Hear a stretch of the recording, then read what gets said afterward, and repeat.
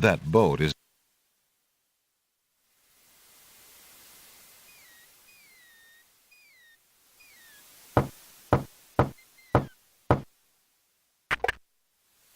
Yeah, what do you want?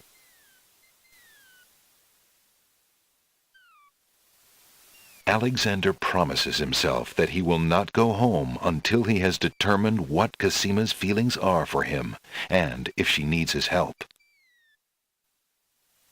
Alexander... Go away! The ferry's out! A worn wooden vessel has been dry-docked on a jetty. The boat is in sad shape. A hole in the hull and the condition of its boards make it obvious that the vessel is no longer seaworthy.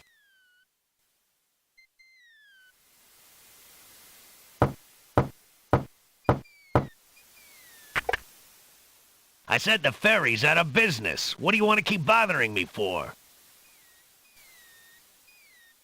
Excuse me. My name is Alexander. The owner of the bookshop in the village told me you might be able to help me. I hear you used to run this ferry for the islands. I'd like to talk to you if you have a moment. You say old Allie sent you? I can't see why. The ferry's not running, you know. I understand. I'd just like to talk to you about the islands if you don't mind. Well, I guess it'd be all right if Allie sent you. Well, don't just stand there. Come on inside. What is it you wanted to talk about, young man?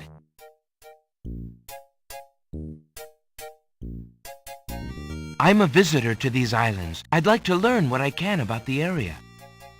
So you said outside. What is it you want to know? Well, for one thing, why has the island's only ferry been dry-docked? Huh. It just ain't safe to sail these days. What with the islands feuding and all. Wazir al-Hazred ordered the ferry closed till things settled down. Me, I don't think she'll ever see water again. But why are the islands feuding? You got me. Something about stolen property or some such thing. 'Tis a real shame. Things used to be so friendly. Then this unrest is recent. A few years is all, but it's been long enough. Perhaps if the ferry were repaired. This old thing? This ferry's been out of water so long she's no longer even seaworthy. Her boards have dry rot. She'd fall apart at the first taste of seawater. But there must be some way to get off this island. There's only one other way to travel that I know of. A magic map. The owner of the pawn shop can tell you more about that than I can, Alexander. Tell me more about the ferry. I remember when I used to ferry Queen Ilaria and Princess Casima themselves. There was no thought of danger back then. They used to go visiting to care for the needy and to keep up the friendly relations between the islands. I remember their last trip. Things had started getting nasty by then, and when they came back aboard, I gathered that the Queen and the Princess had been received a bit coldly. Princess Casima was such a pretty thing, and she was terribly upset. But who could be spreading these lies, she asked the Queen, but the Queen had no answer. The chair does not respond. What do you do now that the ferry no longer operates? Me? I'm out of a job. The job my ancestors have held for generations. I'm the only one trained to avoid the reef and the rocks. But that knowledge does me no good now. Is there no other boat on the island? One that might be more seaworthy? Boats don't last long on these shoals, as you may have found out if you got here by ship. You can be quite sure that this old ferry is, or was, the only craft on the island. Tell me more about Princess Casima. Ah, such a beautiful child, and so pure of heart. Why, a contrary thought has never crossed her mind. Her mother was the same. The king and queen, they served the islands, not the other way around, always thinking about the people.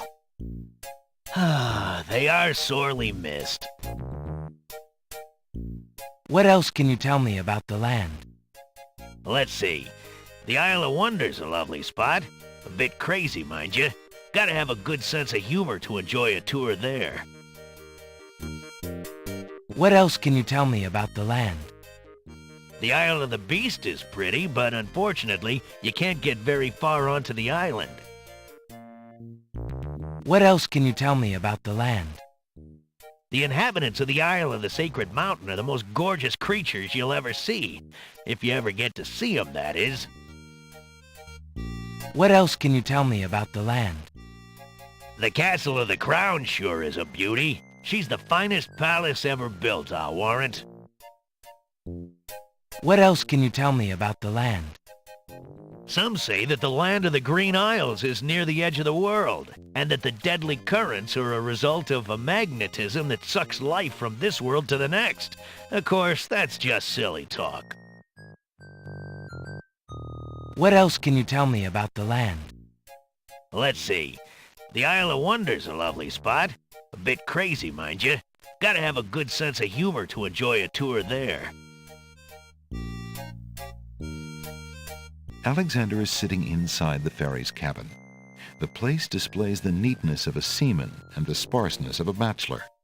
There are few frills and comforts in the rough wooden environment, but the sunlight shines cheerily on the oaken beams, and the portholes admit a pleasant breeze. There's a rabbit's foot on the table. It seems the ferryman is counting on a little luck. I see you have a rabbit's foot. Has it brought you much luck? As you can see, my luck's been out for some time now, despite that old charm. Why don't you take it with you? Perhaps giving the darn thing away will bring me good fortune at last. Perhaps it will at that.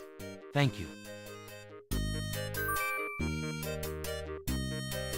Well, I think I'll be going now. Thanks for allowing me into your home. Posh, not at all. It breaks the boredom, if you know what I mean.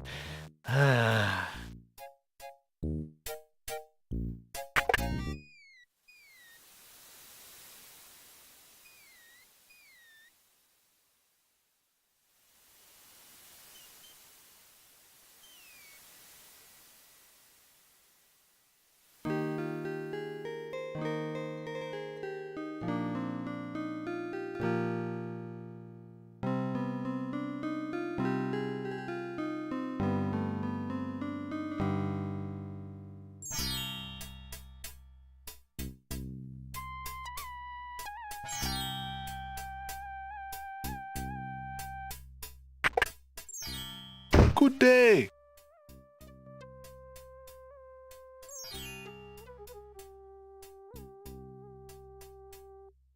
Excuse me, merchant, but the ferryman mentioned that you might have a magic map of the land of the Green Isles.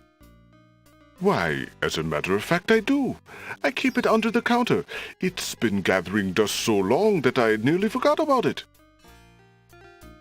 It was quite a few years ago, you see. The estate of a wealthy wizard fell into my hands when he died. It was useless magical junk mostly, which reminds me, I've still got some things of his in the back that I need to dump out. Anyway, the magic map was the one true treasure in the lot. The wizard was quite old and feeble and had enchanted the map to aid in traveling. It is said that one need only desire to be on an island depicted on the map to find oneself there. It is a very valuable map, as you can imagine. Unfortunately, no one is interested in traveling these days. It is far too dangerous with the current state of the kingdom. What would you take for the map? I would normally want something magic in return, but since I am hardly overrun with prospective buyers, I would be willing to take anything of equal value in exchange.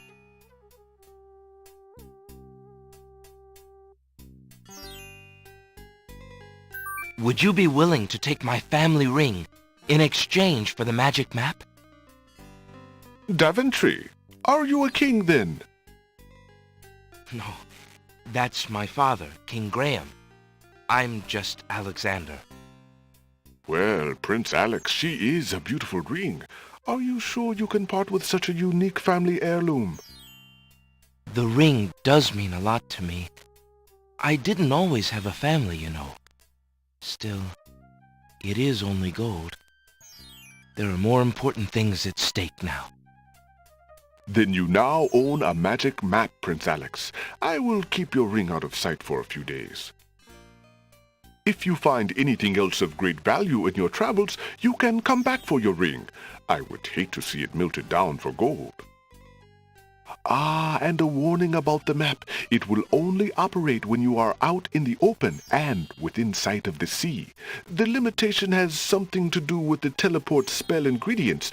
You might try the beach. Thank you. You are very kind, and I'll remember about the map.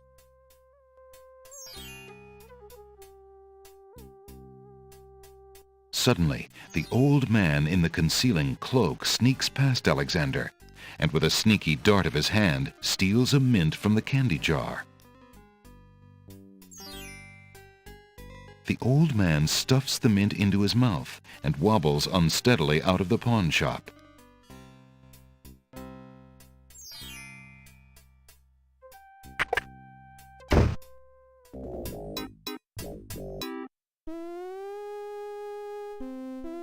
Master! I followed Prince Alexander as you wished. From the pawn shop owner, he just abstained, just reprieved. He just got a magic map. You fool! You've been eating those mints again! I ordered you to stop that! Yes, Master. Now, what is this about a magic map? With the map, Prince Alexander could travel anywhere as quickly as I can. I thought I took care of the only means of travel. By my scimitar, I can't have him stirring things up now. Get a hold of yourself and listen carefully, Shamir. Go to the other islands and tell them...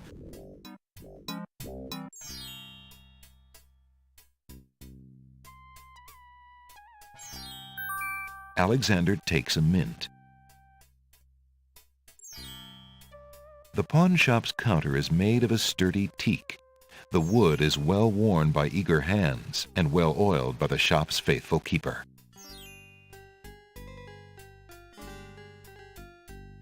Alexander takes a closer look at the items on the counter. I'm interested in that mechanical nightingale on the counter. What do you desire to give me in trade? The items on the front counter are all of equally slight value, worth only a copper or two. They are handy items nonetheless.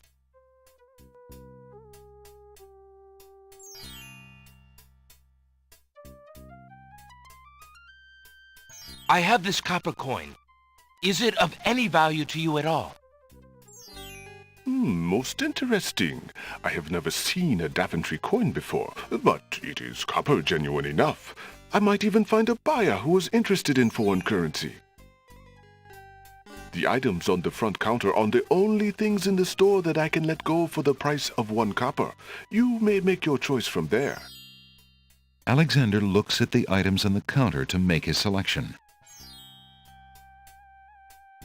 Have you an interest in tinder boxes? This one is only slightly battered. It holds a good supply of flint, a sturdy striking pad, and even a candle in case you find yourself with naught else to hold the flame. Ah, yes, the painter's brush. It was well used by one of the island's best painters. There's a lot of creativity in that brush, and its bristles are still in good condition. The flute is only made of plain wood, but its notes are fine and true. I see you have noticed my mechanical nightingale. She is made of plain tin, but she sings the sweetest song you can imagine, barely distinguishable from the real thing. That mechanical nightingale looks intriguing. I believe I'll take it. Very well. Your coin is well spent. Remember, this is a pawn shop. I am always willing to take back my own goods in trade. I'll remember. Thank you.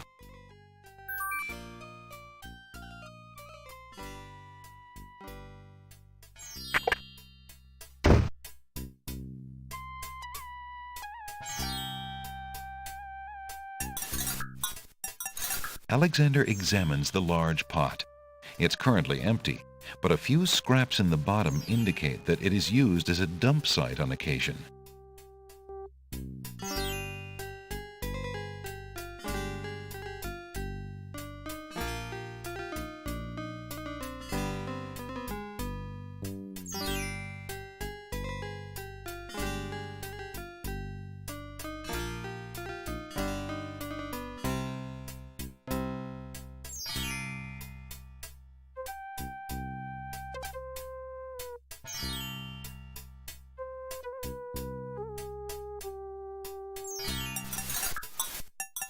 Alexander examines the large pot. Alexander is not in the market. The palm trees are beautiful, but neither climbable nor obtainable. The villagers bustle about their chores. They seem a busy, if somewhat subdued lot.